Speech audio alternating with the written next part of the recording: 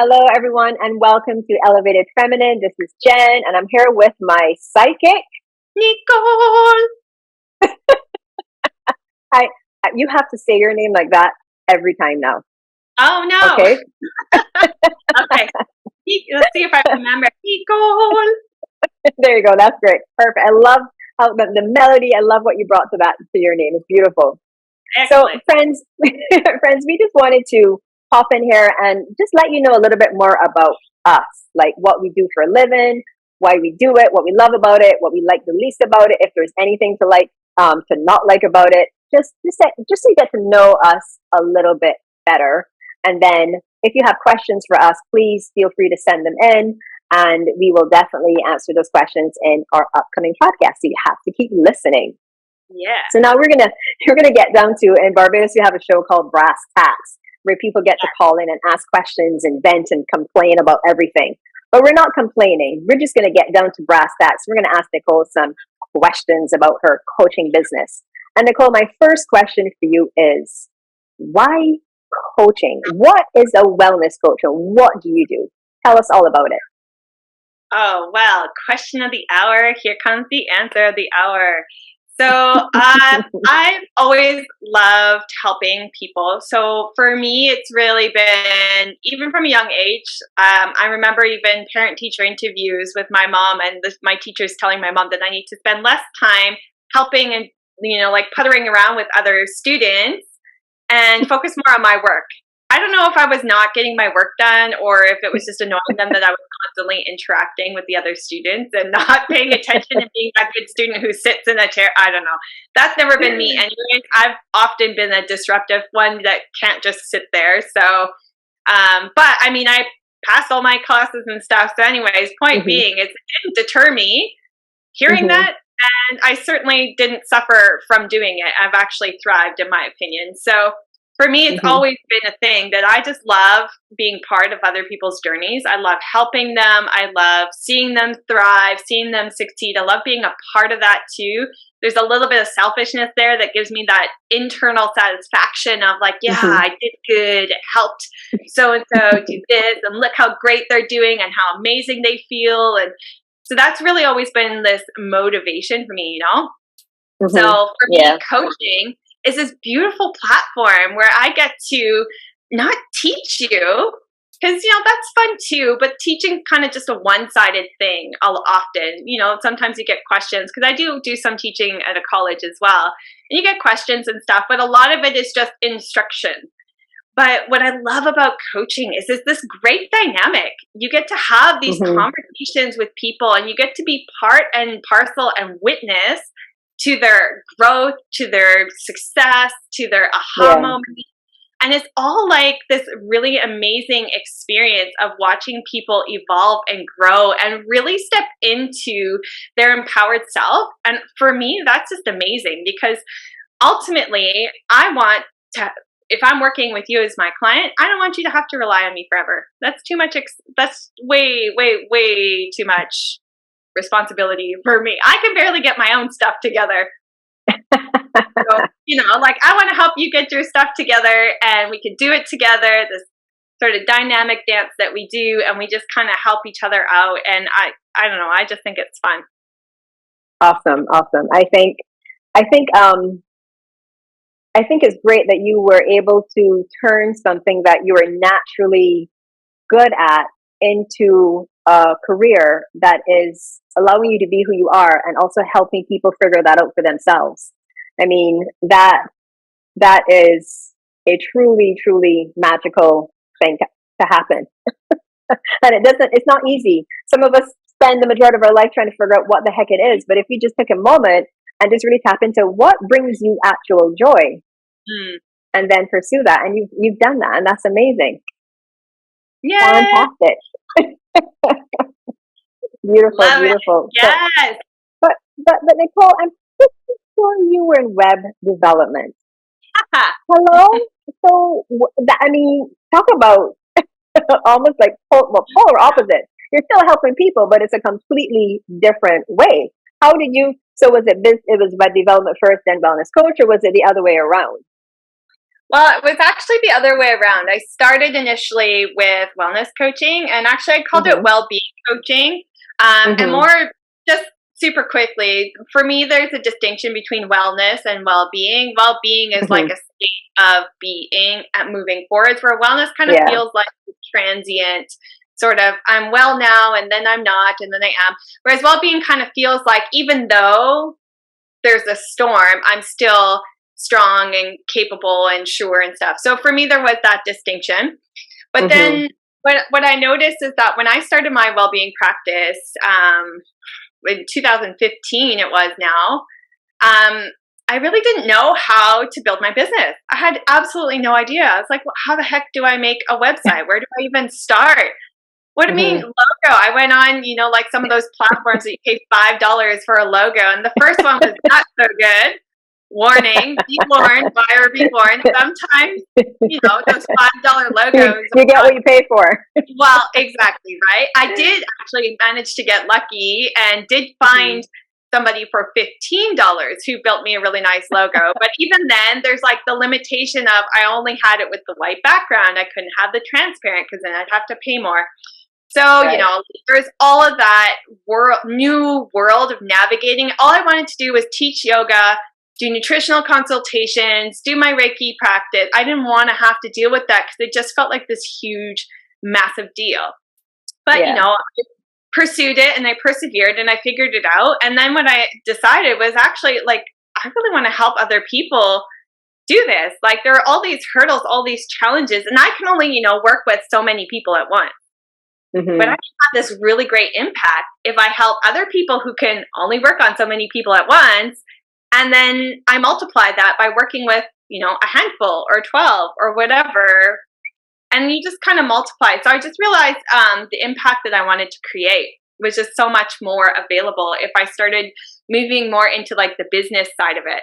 So I went and did my graphic and web design schooling, and I did some life coaching schooling and all that stuff. And so now I'm kind of bringing it all together where I'm starting to work my way into small businesses and entrepreneurs. And in particular, I'm really interested in working with fellow wellness practitioners, helping Mm-hmm. to build up their business with all this weird, confusing stuff that honestly, most wellness practitioners, we don't care about the website, like I just happened to geek out on that and got lucky in that. Right? Like Yeah. honestly, at the time, I didn't want to know what SEO is. What the heck is that? Who cares? There's no don't. I mean, I still don't want to do that, but gotta do it. But not it's the non-sexy side of being a business owner, right? Yeah. Yeah. That's kind of Yeah. where the overlap and where like I kind of swam through the stream upwards into that. Mm-hmm. Okay. So full on well-being coaching with a little Yeah. bit of web design and development on the side as needed. Yes. Well, and I mean, I'm kind of veering my business towards now supporting wellness practitioners with Mm-hmm. more of my own practice on the side. So I'm kind of in that transition phase right Okay. Okay, great. So, well, let's just let's just take a moment here and let me ask you this question here. So, we know that you're passionate about well-being because I'm going to call it well-being coaching because I like that because it sounds, yeah, wellness is a really big blanket and it could mean anything. But well-being is more important because it allows the person to really, and this is what I thought of when you said it. It gives a person information as to how they can maintain their wellness now. throughout. Yes, empowered, right? Yes, exactly. Elevated, even. Yeah, there you go. Elevated, if you will. Yes. Because, Elevated. and it's funny that you said that because for me, I often tell people that rather than treat lifestyle or fitness as a reaction, it should be a lifestyle. Mm, If you incorporate it more into your life as something that you do on a daily basis, then you wouldn't have to wait for the doctor to tell you to do this and then start to get into it because then you're less likely to be consistent right. because Exactly. you're like putting a band-aid on this particular issue rather than putting it as part of your lifestyle. So I think we are coming from similar perspectives with the well-being and the fitness. So when you have a coaching client, how do you even start? I mean, Mm. Okay, let's say, for example, let's say well, I probably need some help. Because really, truly, I just want to help like you. I just want to work with my students and stuff like that and help them realize their goals. All this other bits and pieces, I'm all over the place. Yeah. I feel like we need business coaches, we need well-being coaches, we need so many different coaches. Yeah. So how do you even start? Like, what is your process when it comes to working with someone and help coach them and guide them? That's a really great question. So, it really depends on the client. So some people are really hands-on, and some people like to DIY, even though they're kind of like, ugh, it's sticky. I don't like it. I don't know what to do. They still want to be, have this product in the end that they're proud of and say, yeah, I did that. Which that was me, to be honest. I was searching for basically someone like me who was willing to just take me by the hand and say, yeah, you want to do it yourself. Let me tell you what you need to do, or you missed this step, or here's some tips, about building a website that you need to know about in order to Google search. So you don't know what you don't know until you realize you didn't know that 5 years down the track, like I did for some things, right? Like SEO, again, bringing that up. Search engine optimization has been a thing for a long time. When I was building my business, I heard it and I was like, I'm just too hard basket. I'm going to ignore that.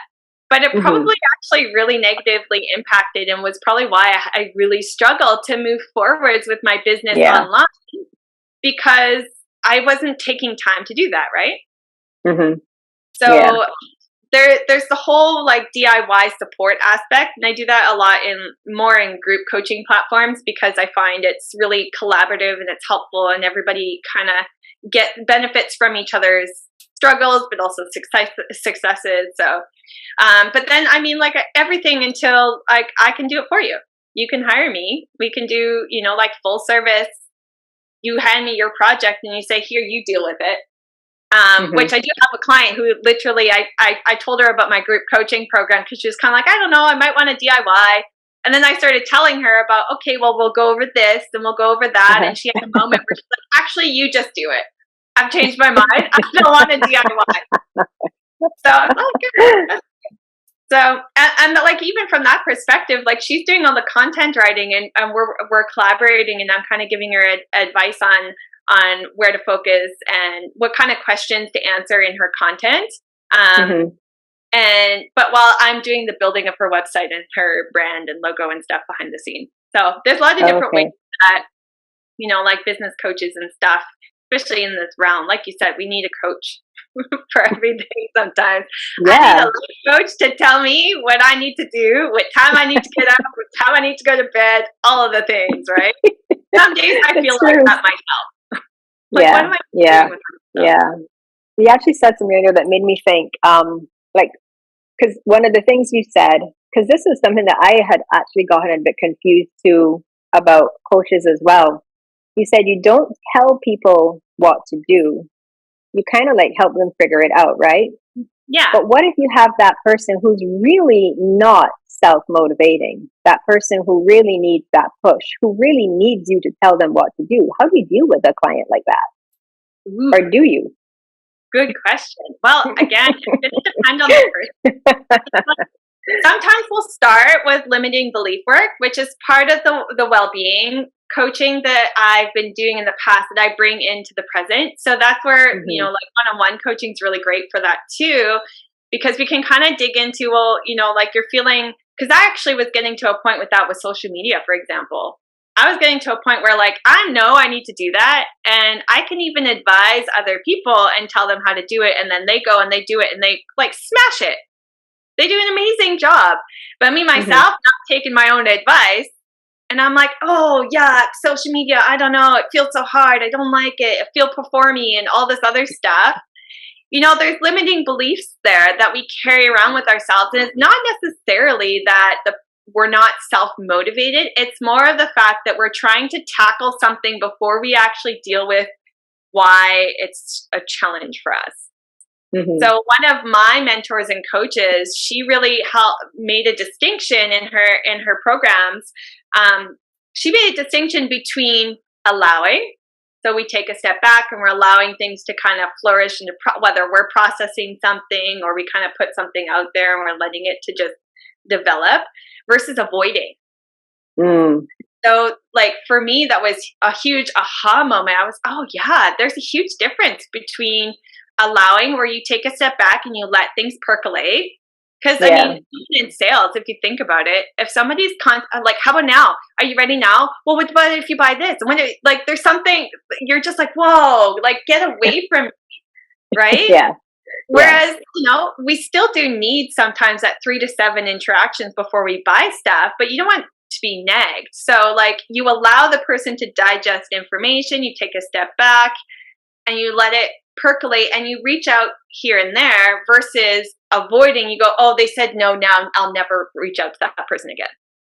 Yeah. Yeah. Right. So for me, that was a huge integration piece. And so I bring that into my clients. And some people just aren't the right fit to work with me, I'll be honest. Mm-hmm. Because I'm also not going to sit there and nag you and be like, did you do your homework?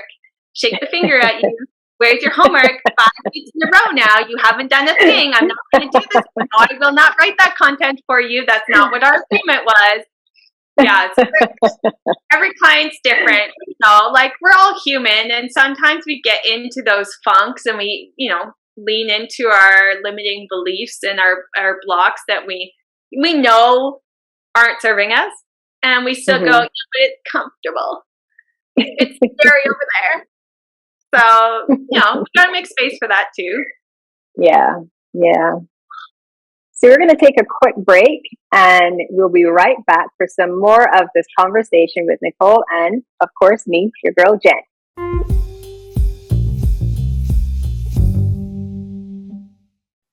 Welcome back, everybody. You're with Nicole and Jen.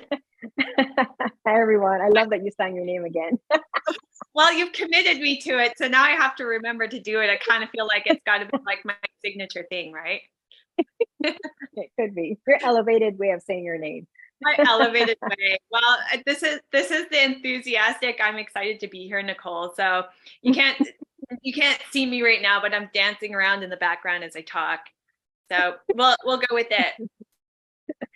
So it's my turn, Jen, to ask you some questions, and I'm super excited to hear about you and your process. So let's kick it off with, so you're a yoga and Pilates teacher, or do you prefer educator? I like teacher. Okay, I'm okay cool. with teacher because normally Yeah. they would call me an instructor, and I don't like instructor. I feel there's a this difference between those two. Yes. So what drew you to yoga and Pilates and becoming a yoga teacher? Like, have you always wanted to do that, or was it just something that kind of just appeared out of nowhere? Tell us about actually, well, actually, I had no idea what I wanted to do with myself. I remember as I was growing up, but I would say, you know what? It'd be really nice to get paid to do nothing. That sounds fantastic, and I was just, plodding along. I fell into graphic design, literally almost fell into graphic designer. I was doing sales and stuff like that. And I started doing Pilates classes at this gym, and I really enjoyed it. And then I found this studio which had equipment, all this beautiful Pilates equipment. And I really enjoyed it. And I really, like yourself, I loved helping the other students that weren't quite getting it, helping them and guiding them and stuff like that. And that's how I got into Pilates. But the funny thing is, I didn't start with Pilates. I got into yoga first because of my back. I had scoliosis. I say had because I had an x-ray. I've lost track of how many years ago now. And the curvature that I had in my spine is like pretty much no longer there, but I do have a bit of extra kyphosis. So I went to this physiotherapist and she said, you should try yoga. And I said, okay. So I went to yoga, did a few classes. That was way back before yoga was like a big thing in Barbados. Yeah. And yeah, so maybe not that way back. Right? Just like 5 years ago, maybe. Okay, it was way back, whatever. And I started doing it and I enjoyed it, but I couldn't afford to keep going. So it kind of like fell by the wayside. And that's when I found Pilates. And Pilates really, really, really, really helped me with my spine. And I also used to do strength training and everything like that. But it was only when I started going to that studio that had the equipment, I started to realize that some people were getting lost and confused. And I really felt this pull to help them that I decided I wanted to be certified in it. Cool. And I did it. I did the certification. And the following year, I got an opportunity to do a yoga certification. Someone from Canada came down to Barbados. And the way this is Yoga Fit Canada. And the way they structure their teacher trainings is by levels.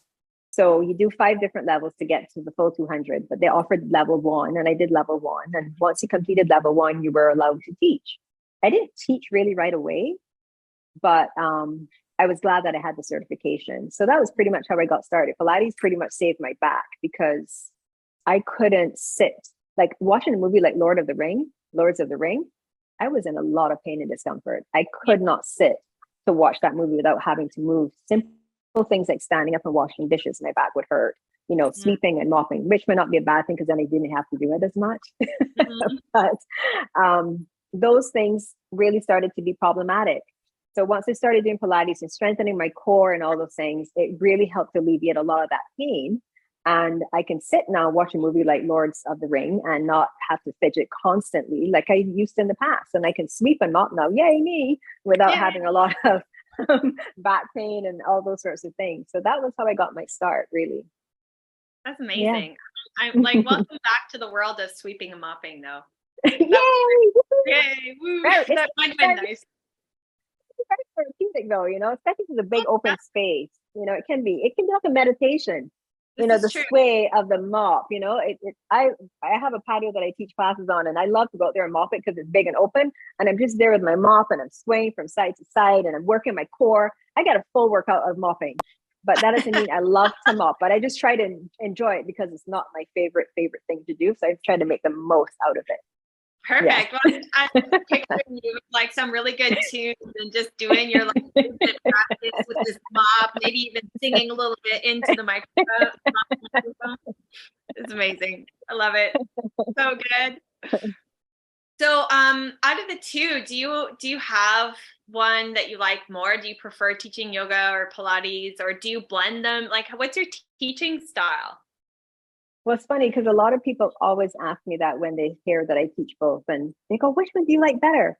And the truth is, well, first I'll say it's very rare to find someone that loves both or teaches both because it's not very common. You either love Pilates or you hate it. But to be honest with you, I love them both for different reasons. Yeah. I love Pilates because it's so structured, it's very particular. And it has these 5 principles, and maybe a few more by now because I know they continue to tweak, that if you learn them and understand them, the body, that mind-body connection you're talking about, you would, and you grasp that, you can take what those principles and apply them to any type of exercise modality that you choose to do. It gives you really good body awareness. And because there's no way to do Pilates without being aware of anything. And one of the first things it teaches you is how to breathe. And as much as people don't think about breathing, it is the one thing we need to think about. Right. Because if we're not breathing properly, we're doing ourselves a disservice. And Pilates teaches you how to breathe. And that is super important. I love yoga. So I always tell people that Pilates is more structured and rigid and not spiritual. Yoga is where you find yourself. Yoga is where you can take those principles from Pilates and apply it to you find your spiritual side, you find yourself, you learn who you are. That's what yoga brings to you. I'm not saying it doesn't have structure. Of course it does, but it's a completely different, well, let's use it, vibe than Pilates. I get called drill sergeant from Full Metal Jacket in Pilates. I'm probably more like, somebody actually told me that once. He goes, oh my God, you're like the drill sergeant Full Metal Jacket. And I was like, well, thank you very much, sir. I was like, yeah. I took that as a compliment. I mean, I literally just kicked his butt in a Pilates class, so that's probably where that came from.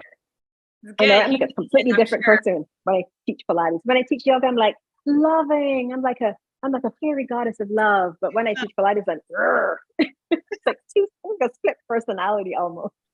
Good. It's a good blend. I like that. Yeah, I love that. And I love what you were saying about, like the breath being so important. Because funny enough, like even when I'm doing my business coaching, very often I suggest when people get all stressed out and when we're talking about stuff, I'm like, let's just take a minute. Let's just put everything aside. I want you to close your eyes.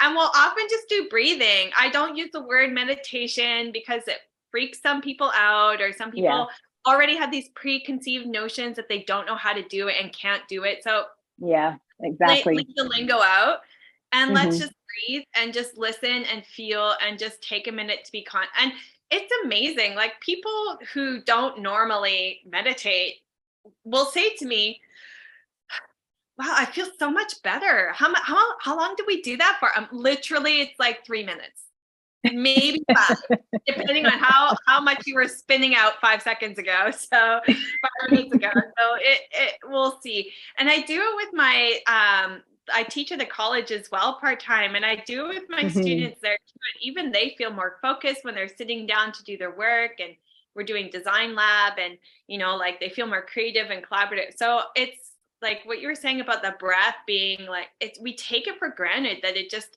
happens, but a lot of us just aren't really harnessing the true power of our breath. Power. Exactly. It is. I mean, there's a teacher, I think it was Tyler Grant, that said that if you can learn how to breathe properly, you can essentially extend your life. Yeah. And it's true. I mean, it's a good thing it happens automatically though, because the amount of times Yeah. we hold our breath when we're stressed out, Yeah. we're Right. goners, we're done with. So it's Right. good that it happens automatically, but it can be so much better if you learn how to breathe more efficiently and effectively. So that's Yeah. one of the things I love about Pilates. Yeah, for sure. But I do love them both, and I do blend them. You will find snippets of Pilates in my yoga classes, and Cool. you will find some stretches that you would do in yoga in my Pilates classes for sure. Yeah, absolutely. That's I awesome. think I they love. complement each other beautifully. Yeah. Yeah, I was just gonna say, I love how they're not only naturally complementary, but that you're blending them and like fusing them together so that you have, yeah, there's that dichotomy of, the drill sergeant like Pilates with structure and like rigid like strength, and then there's like this beautiful little kind of like that. You have that beautiful balance of masculine and feminine energy that you weave in Yes. mixed with like the flowy yoga, like airy fairy teacher who's floating on a cloud, and then you're like grounded and structured, and this is how I love that. I'm like I could be in all your classes, both of them separately and at the same time, and be like, oh, this is great. So good. I love it. So I really want to know, and I think some of our listeners probably want to know too, like, you're this Pilates and yoga teacher, and you have this great little groove going, but where does that translate outside into the world, into your lifestyle? Like, how do you integrate that? What's your life look Well, like? my life is my work. Right? I honestly, I live pretty much what I teach. I mean, for me, I don't just, well, to be honest with you, my yoga practice is probably very poor, to be honest with you. I don't practice physical asana very often, mostly when I'm putting together a sequence to make sure that it makes sense, biomechanically, and transitions and stuff like that. So I can, and then all the variations and modifications I can possibly offer people so they feel included in my classes. But I do more of the other practices of yoga, the meditation, the working with mudras and the breathing techniques. Those are the other parts that I use in my daily, everyday life to help keep me grounded and not Yeah. losing my bleep when I go out there in the world. Yeah, I'm bleeping myself out, folks. That's how we roll here in Elevated Feminine. A few of those might slip out, by the way. Just but for the most part, we're going to try to keep it. Make We're their going to way try to keep it out contained. like little jellyfish.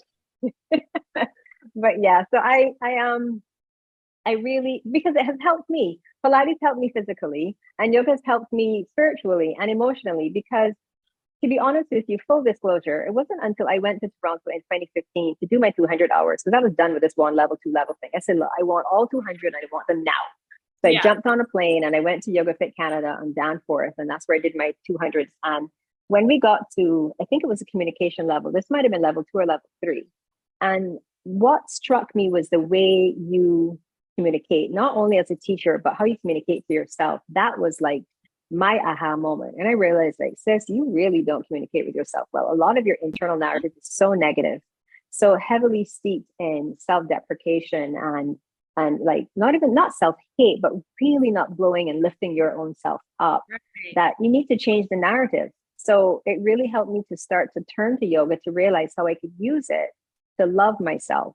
And out of that came my sankalpa, which was to be free, be true, and always be you, because you always try to be other people with the hope that maybe you'd be accepted, but you'll never be accepted unless you're being true to who you are, Oh, regardless of what that is or what yeah. that looks like. You know, I mean, you got Mm, to welcome in all parts of yourself, the good, the bad, the ugly, all of it.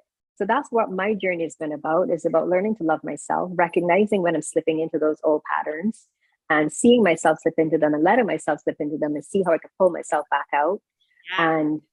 and all of that. And that's what I try to teach, or how I try to impart that into my classes and stuff like that as well, to let people realize that I know it sounds really corny, but you're imperfectly perfect, as you are, and don't apologize for it. Just understand why you're that way and Yeah. embrace it. Because that's the biggest thing, is to understand why, and just learn how to transform all of that into something that you can work with to help you see your full potential and soar.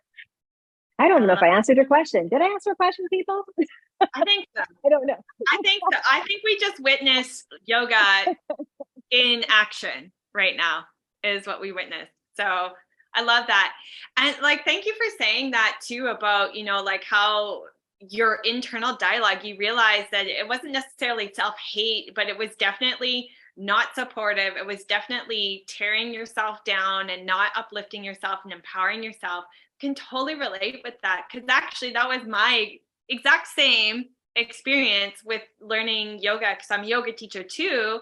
And when I Mm-hmm. did my yoga teacher training, I actually went just because I was like, I'm broke. I can't afford yoga. I'm just going to learn it to do it for myself. And then all of a sudden, I started realizing all of this, like yoga is a spiritual practice, whether you mean it to be or not. Things just shift and happen, and you might not be aware of it, but the energetics of it is working inside behind the scenes. Your subconscious, suddenly you can't handle, like you don't gravitate towards the same people maybe even anymore, and you might not be able to Exactly. explain Yeah. why, Yeah. things like that. I just witnessed myself having these almost third party out of body experiences where I was like, wow, I would never let anybody talk to me like that. What am I doing? And Yeah. like for me, that was a huge unpacking. And it's a constant progress, because, like in Yeah. relationships too, there's some people that I'm starting to realize, oh, actually, this is really one sided. And, Mm-hmm. like there's a part of me that's kind of like, well, I don't want to just get rid of you because I'm not mean, and, like I still care about you. But there's a piece of me that's kind of like, yeah, but what I need is reciprocation. I can't just be hemorrhaging energy and effort and love and nothing comes back. Right. It's Yeah. just like, if you just keep buying stuff, but you don't go to work, your bank account eventually is going to go dry. Yeah. Yeah. So, like I love that idea that you've managed to figure out a way to use yoga to really help you connect with that side of yourself. Cause yeah, that's totally, I can 100% relate.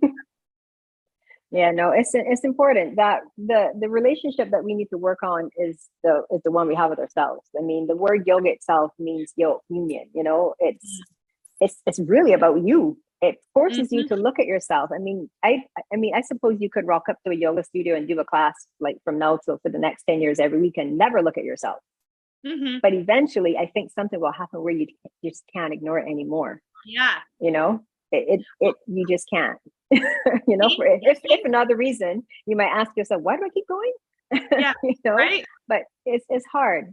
But I mean, I think we find yoga at the time in our life when we need it the most, Yeah. and or maybe Yeah. it's not yoga at all that you find, but whatever you find, eventually you're gonna fall into a practice, whether it's yoga, it's jujitsu, it's Zumba, dance. Right. You're gonna find something that makes you face who you are Yeah. eventually. I think you will eventually.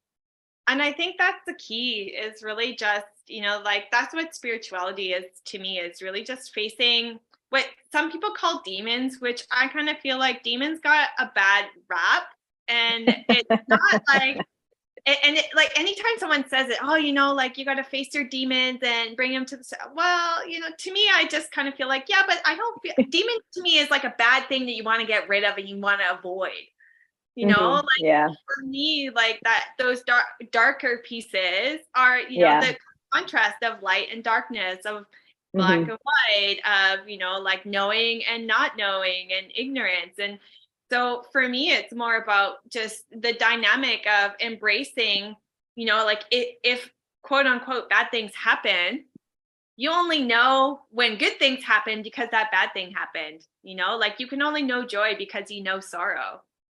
Mm-hmm. So Yeah. for me, there's that dichotomy of, the challenge means, okay, I'm learning something here and I don't like it. It's uncomfortable and it's scary, but okay, something good will come of it, whether it's personal growth or some manifestation that I can Mm-hmm. tangibly touch. And for me, that's what I got from my yoga practice as well, is moving forwards with that.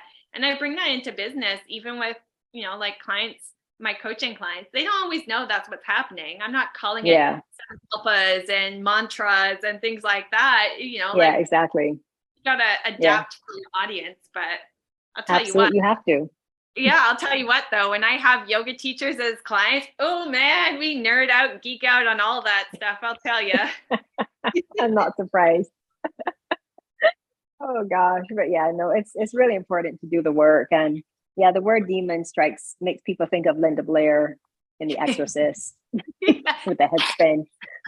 Exactly, but it's really just those personality traits that are considered less favorable, Yeah, and or those traumas, right? those traumas and experiences that we have. That's what they're referring to, and we Yeah, we all have some sort of trauma. I mean, yeah, whether we recognize it or not, it's there, yeah, and it's important to work through it and not just keep shoving it underneath the rug or choking it down.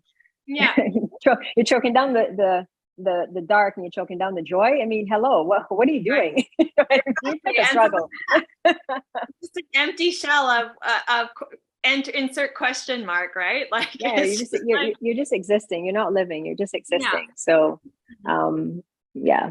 But I again, I don't know. I go off on tangents. I'm a rambler. I digress. So, folks, bear with me. I may not answer these questions directly. I might, see a squirrel and and be like, well, not a squirrel. If I saw a squirrel, I would definitely run because I'd be like, oh my God, a squirrel in Barbados. But you get the gist of it. Right? I In do Barbados. digress. It's I would definitely bolt. I would bolt too. I've been to Barbados. I spent a lot of time there. There ain't no squirrels in Barbados. But see, like that's But what we're yeah, all about, is real conversations, right? Like just letting it happen. So exactly. I'm totally all on board with it. I love it. This is great dialogue. And I love that, like there's all these different ways that, like you get to all the nitty gritty stuff like that through yoga and Pilates. And I'm doing the same thing through my yoga and meditation practices as well. But I find Hmm. that like our approach is slightly different. So, Hmm. and like our experiences are different. But yet we're still coming to the same conclusions, which is why we resonate so well together, is because we're both Yeah. like, yeah, authenticity, yes, rawness, like just why do you have to hide who you are? Why we shouldn't hide, even if it's not, like what we would consider a beautiful piece. Who cares? Yeah. Like it's part of being human, and that's the whole point. The whole point is to be able to have that dichotomy and the duality, and maybe the multiplicity. Like some of us have multiple personalities. I'll tell you what, I am in that boat of people who are chameleons and can like navigate the business world and can jump into the goofy kid world and can then move Yeah. on to the woo woo freedom world. So Yeah, man, we do have different sides of ourselves, yeah, and they all have their part to play, and they all show up when they need to show up. You yes. know, I I know you hear some people say, well, you act this way with that person, but that way with me. And that may very well be true Mm, because of the circumstance, but it's still you, right. Yeah. it's still you. but as a yoga, and I say, and just to tap back to me saying I prefer to refer to myself as a teacher rather than an instructor, is I can sit in a class and spit a multitude of directions at you, but I also like to explain the why, because I hope that when you leave my class, and I've often said this might not be good for me as a businesswoman, but I want to empower you with enough information so that you can help yourself when I'm not with you. Yeah. You know, like if you go into another person's class or go to another country and do a class, you know what works best for your body because I taught you that. So you can take care of yourself in other people's classes and know that if somebody offers you something in a class that does not work for you, that you don't have to do it, but you know what does, and you can do that. So I really try to teach people to understand. So I guess you could call me an educator rather than a teacher. I don't know, I don't know what the heck it is, but you know what? I like to call myself a guide. Yeah. I tell people that I'm your guide. I'm guiding you. I'm giving you everything that I know to help you. And it's up to you to take it and make it your own and then fly. And tell your people about your experience. So when you leave me, others come. So I can continue teaching. Don't just take all the information and run away with it. Send other people back so I can continue to spread this good word and this work. And give people the freedom to, you can put your knee down and or you can go into child's pose. It's okay. I do it. And I literally have to do it so they understand that it's okay for them to do it, So that's what I hope people get out of my class. They learn something and they walk away thinking, I could actually do this on my own. I've learned this. I've understood this about my body now. Oh, this feels so much better. Why the hell was I doing it that way all along? So I talk a lot in my classes, I guess, because I had somebody once say, I don't like her classes. She talks too much. I'm like, but how am I supposed to tell you what to do if I don't talk? Sun salutations. I'm just going to stand here while you figure it out and check my Instagram. Did anybody like my last reel? No. I'm going to tell you what to do as best I can, But anyways, that's where I come from. You know what I love most about that, though, because I have that same mindset too. Is like empowering people with the information so that they can go take what they need, leave what they don't, and go away and actually integrate it and make it work for them. Because at the end of the day, if you're teaching, it doesn't matter what you're teaching. Like if you're just teaching something, it comes back to that saying, like you can you can feed a man for a day by giving him a fish, but if you teach him to fish, you can feed him for a lifetime, sort of thing, right? It's the same thing, because like then those people that you're working with are leaving your class feeling empowered, and then because I teach in a similar way where it's, try this, here's these different little, modifications or variations, adapt it, because even someday from day to day, the postures or the practice doesn't work for you the way it did the day before, right? So like those adaptations, but that's what life is too. Like sometimes you walk down the street and it's no big deal. And then other days you walk down the street and you're tripping over your own feet, or you're not paying attention, you take a wrong turn and now you're lost. Like I just moved to a new city. I get lost all the time. Yeah. Could you imagine if I wasn't able to adapt and modify to that, and then I just stand in the street and just like bawl my eyes out? I'm lost. That's it. The world's over, right? It brings me back to something I said once. I was teaching at this retreat, and I said in the class, the way you show up in your yoga practice is the way you show up in life. Right. And one of the students was like, after, she goes, oh my God, that thing you said. And I said, well, I was like, what did I say? And that was it. And I said, well, it's true, because the way you treat your yoga practice, how your focus and what you do to yourself and how you operate, how you move or don't move, push yourself or don't push yourself. It's kind of it could be indicative of how you operate in life, how you're moving in life. Are you living small? Are you standing up for yourself? Are you advocating for yourself? Are you trying new things? Are you stepping out of your comfort zone? Are you pushing yourself too far? All those things, they're kind of reflective. They're not separate. Your yoga is on your mat and off your mat. You don't leave it at the studio. You don't leave it wherever you've done the practice. You take it with you. It helps you throughout your entire day and life. It permeates all of your entire existence. If you don't want to call it yoga, fine, but call it what you want. But it is all part of your lived experience. Exactly. One way or the other, and exactly. So yes, we do need to be adaptable. We do need to be able to, okay, you have your moment, have your little mini meltdown, lose your beep, and Yep. pick up the big girl undies and press on, because that is all part of the experience. You can't just, swallow the emotions down and keep it moving, because it's going to come back to bite you in the beep another time. I'm a potty mouth. It's good. We like it. Raw and real. Well, thank you so much. Let's Yeah. just take a quick break and we'll be back with you in a moment.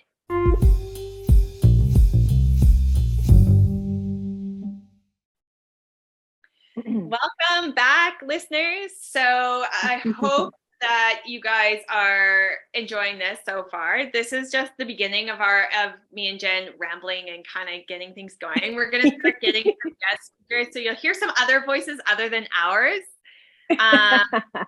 some giggles other than our giggles, but we're really excited, as you can tell, and super passionate about very similar but also our own things.